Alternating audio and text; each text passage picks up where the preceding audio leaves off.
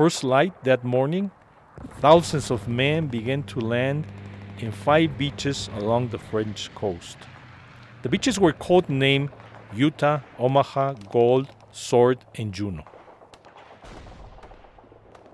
On D-Day, the Canadian forces stormed Juno, a 3-mile Norman shoreline between the towns of Courcelles and Saint-Ouen.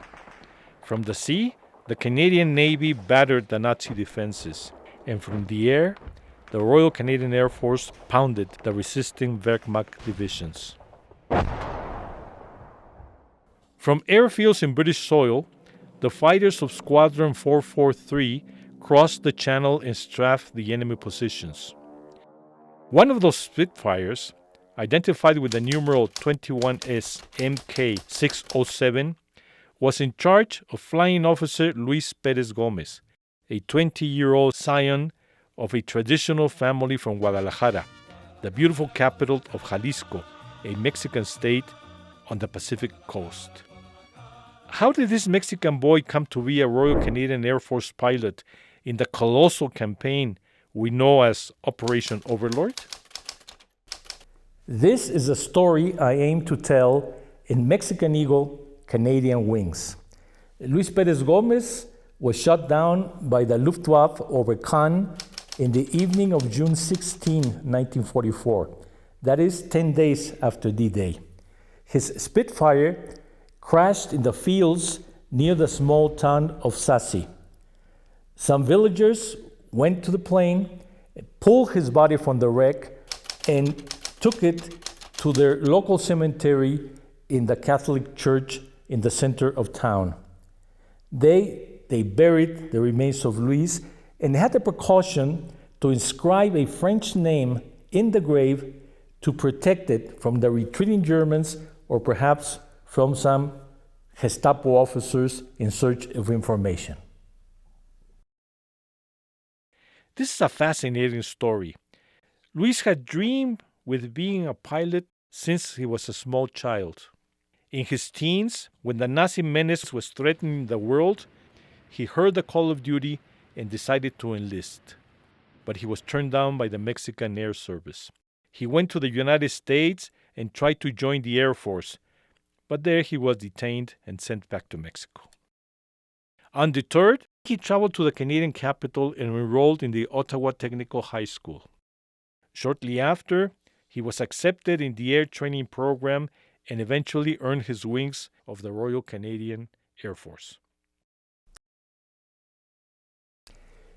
You will agree with me when I say that Luis was no ordinary teenager.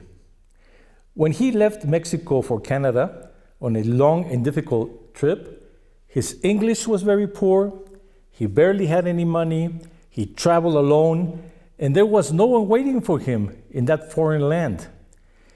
Luis succeeded in making his dreams come true because of sheer grit and determination.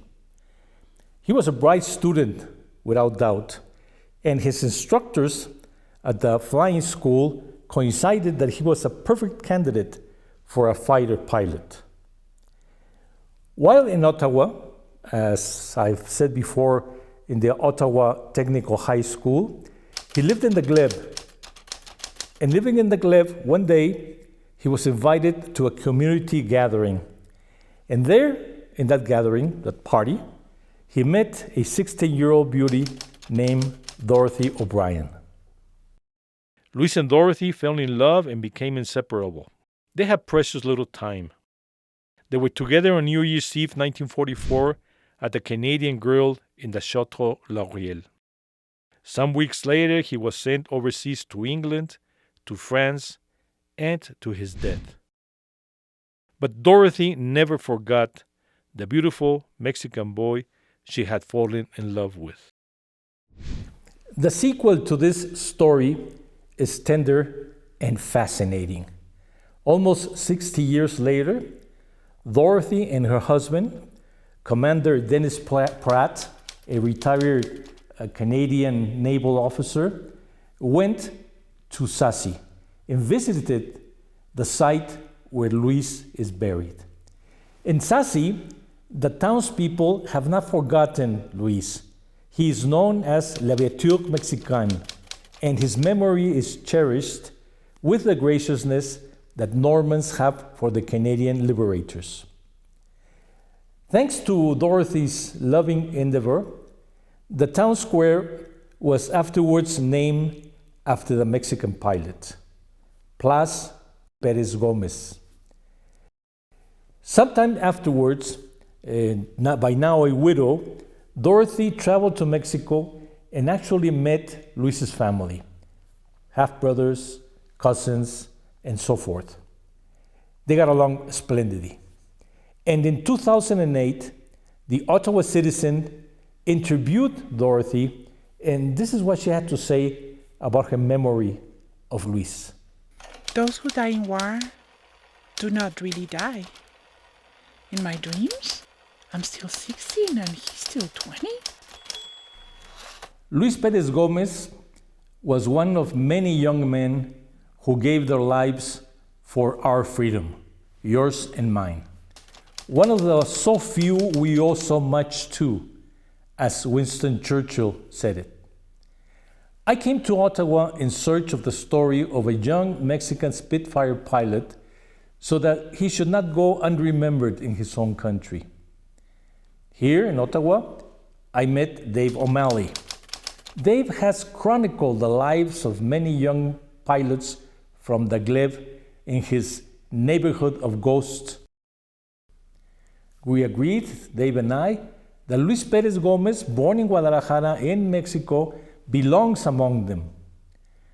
The name of Luis Perez Gomez is inscribed in the Book of Remembrance in the Canadian Parliament and is also engraved in the granite wall at the Commonwealth Air Training Plant Museum in Brandon, in Manitoba. Mexican Eagle, Canadian Wings is the life story of my fellow countryman, Luis Perez Gomez.